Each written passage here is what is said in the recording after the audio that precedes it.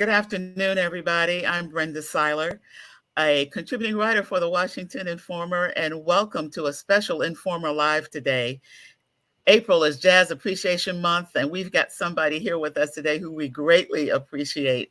Willard Jenkins, who's right here in the DC area, was honored recently as one of the National Endowment for the Arts 2024 NEA Jazz Masters. And he has so many titles next to his name. Willard, thank you for being here. And I want to tell people about you, but thank you for being here with Informer Live today. Well, thank you. It's a pleasure being here, Brenda. Let me tell you all, our audience, a little bit about Willard. He's the artistic director for DC Jazz Festival, which is celebrating his 20th anniversary year. He's also a broadcaster. In fact, he has a regular radio show on WPFW radio Sunday afternoons from 2 p.m. to 4 p.m. He is a leading authority on jazz. He's an oral historian. He's a writer.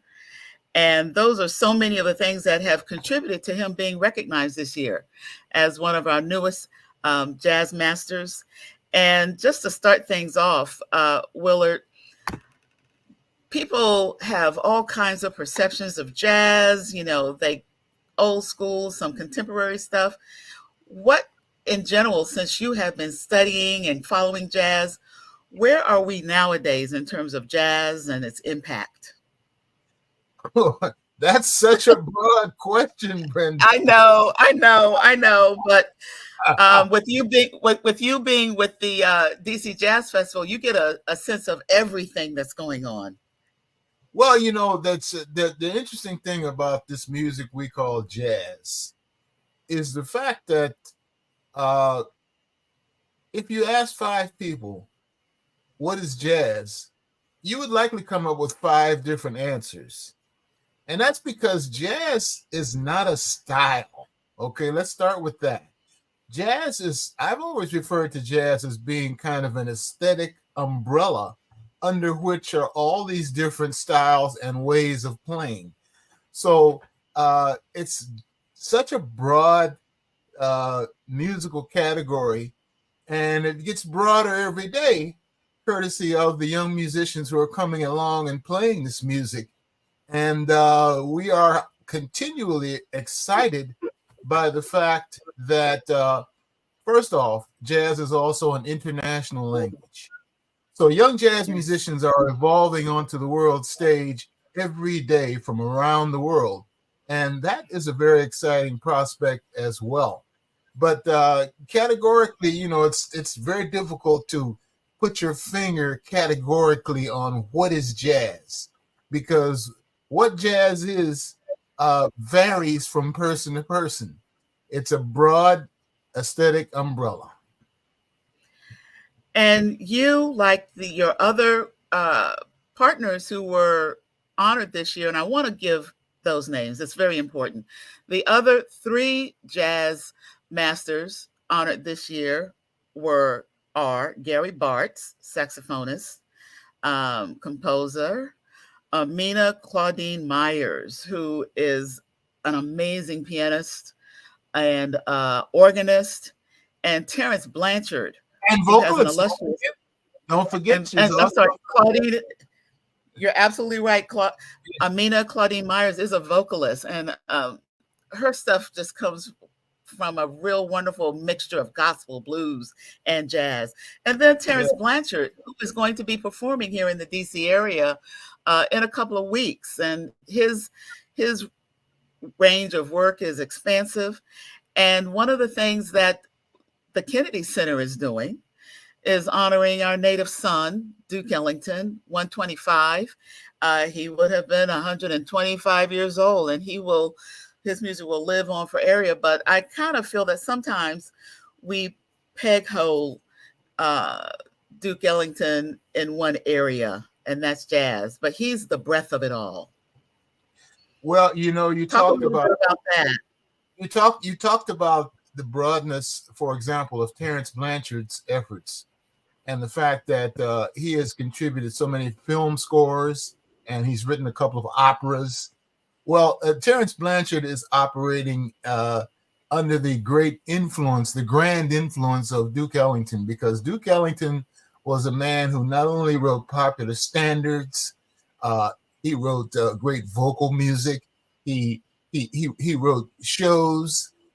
Duke Ellington was such a broad composer, and it's wonderful that the Kennedy Center is celebrating the 125th anniversary of his birth, which was actually the date. The actual date is April 29th, and so Duke Ellington set such a great standard for all of us operating in jazz that we must continue to honor his name and his legacy. And for those of you all who are just joining us and hearing from our guest today, he is Willard Jenkins. Willard is one of the 2024 National Endowment for the Arts, NEA Jazz Masters, and specifically, he is in a category that is the A.B. Spellman Fellowship for Jazz Advocacy. And that has a lot to do with Willard's role as a historian, as a keeper of the knowledge, if you will, for jazz, because that's what A.B. Spellman was all about as well in his writing and everything that he has done. And in terms of the work also that you continue to do, we were just talking a little bit about Ellington 125. You wrote the article that is in the Kennedy Center program catalog that talks about this program with honoring Duke Ellington that is going to continue until the end of this month.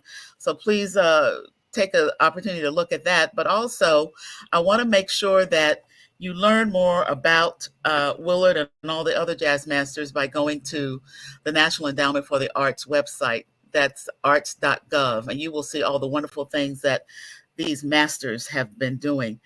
Let's talk a little bit about what you are doing in terms of your radio show at WPFW. They've been, I was a volunteer at WPFW back in the 70s, and they are a source for us in terms of all kinds of music, but in particular jazz. Jazz and Justice Radio. That's what we are, community radio, Jazz and Justice Radio. And it's been such a pleasure to be a part of the WPFW family since 1989. I've been on at various different times of day.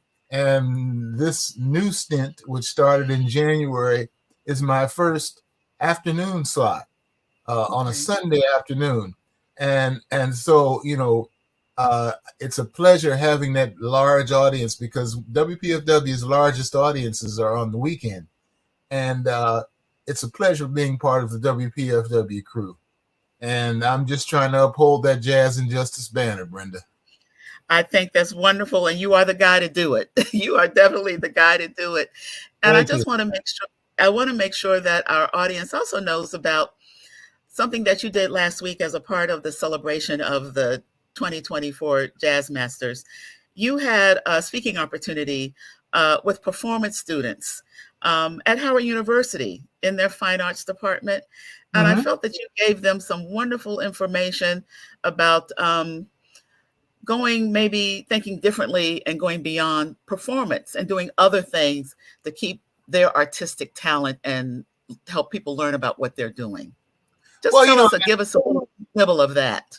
The idea behind that talk with the Howard University students last Thursday was to talk about opportunities beyond the bandstand to be a part of this whole jazz experience. There are so many other opportunities beyond performance. And I just wanted to express that and talk about my experience. And as you mentioned, I was the recipient of the A.B. Spellman NEA Jazz Masters Award this year for jazz advocacy. So I'm someone who's been an advocate for the music off the bandstand. I wanted to talk to the students about various opportunities, whether it's writing, broadcasting, presenting the music, all those kinds of things that can certainly be enriching and can be enriching to the art form as well, beyond performance. Well, thank you for that. And I know that the students really took in and value what you had to say to them. I started out in radio broadcasting, working at a jazz station when I was in college. So Mm-hmm. it Oh, starts so young did and it keeps. I. We have that in common. We have that in common. So thank you so very much today, Willard, and again, congratulations Well, on being thank a you. name. Thank you. And I did want to say that if anyone wants to keep up with what I'm doing or some of the things I'm expressing, I have a website, and it's openskyjazz.com. That's one word, openskyjazz.com. Thank you. Thank you. You all heard it. You can learn it. So let's keep in touch and keep up with Willard. Thank you so much for being with us today on Informer Live. I want to remind our audience that tomorrow, Friday, will be the regular weekly program of Let's Talk, presented by the Washington Informer newspaper, right here on all the platform channels that you know you can reach us at. And our host, as usual, will be our publisher of the Washington Informer, Denise Rollard Barnes. Thank you so much. And you all have a good rest of the day. Thank you, Brenda.